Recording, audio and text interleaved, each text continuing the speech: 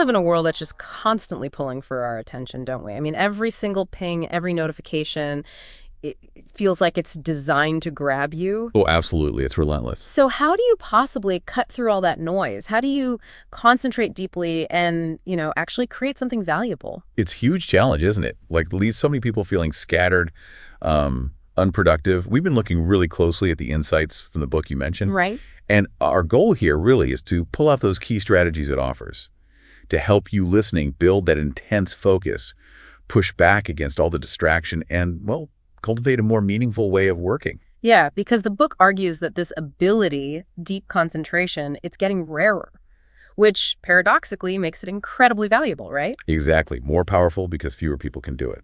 So how do you start? How do you actually build that capability? The book suggests it starts, maybe surprisingly, with your environment and taking intentional action. Yeah, the grand gestures idea is fascinating.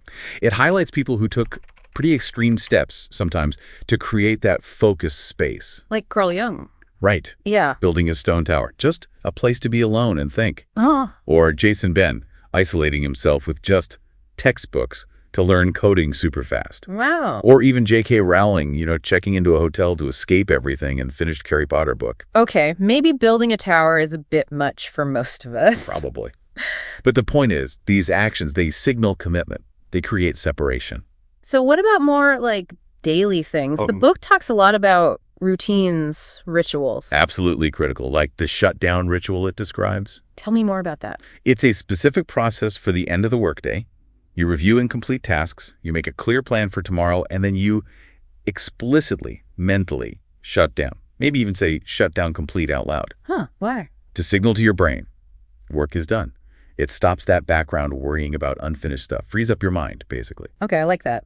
And it's not just about stopping work, but also using downtime productively. Productive meditation. This is brilliant. Using time when your body is busy, like walking, commuting, even showering maybe, for structured thinking on a specific problem. How does that work? You don't just drift off. No, there's a process. Identify the variables of the problem to find the very next question you need to answer. Then, during that walk or whatever, you focus your thoughts on answering that question, consolidating what you figure out. Turns passive time active. So environment's habits.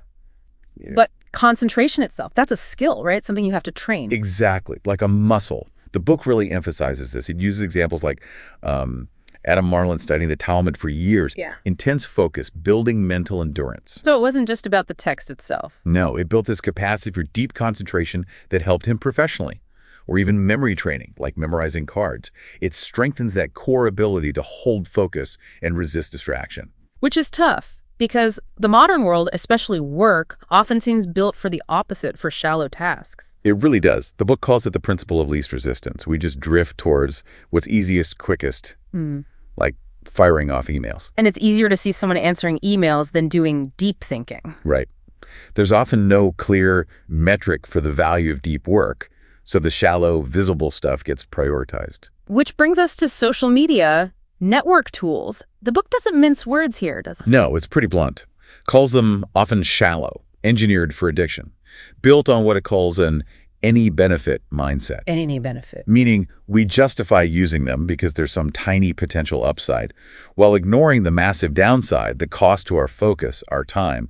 Remember that quote, Twitter is crack for media addicts. Ouch. It captures that feeling. We know it's maybe not great, but there's some potential connection or piece of info, so we keep scrolling. So what's the alternative? How do you engage more deliberately? The book suggests the craftsman approach. Define your core goals first, what's truly vital for your work. Then only adopt tools that offer substantial positive impact on those specific goals. Not just any little benefit. Exactly. Apply the law of the vital few. Focus on the small number of tools that give you the biggest return for your most important work. Cut out the rest.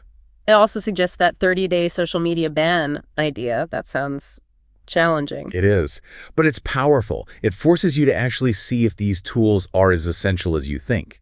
You might worry everyone will notice you're gone, but honestly, probably not. It breaks that illusion of online importance. And email.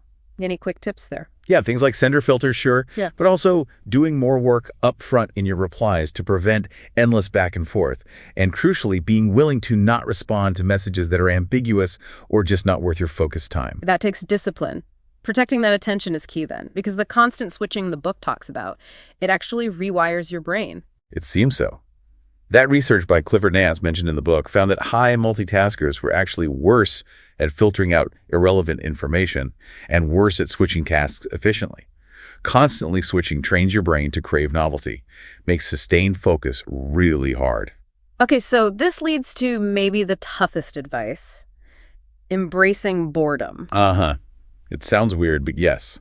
Intentionally resisting that urge to grab your phone or switch tasks the second you feel a bit bored or hit a tough spot in your work. Like when you're waiting in line. Exactly. Or just pausing between tasks. Don't immediately fill the space with distraction. That resistance, the book calls it concentration calisthenics, mental exercise. So scheduling internet use helps here, using it in defined blocks. Yes. Outside those blocks, you practice staying offline, resisting the pull. It's uncomfortable at first, definitely, like physical training. But pushing through that discomfort is how you build the mental muscle for real concentration.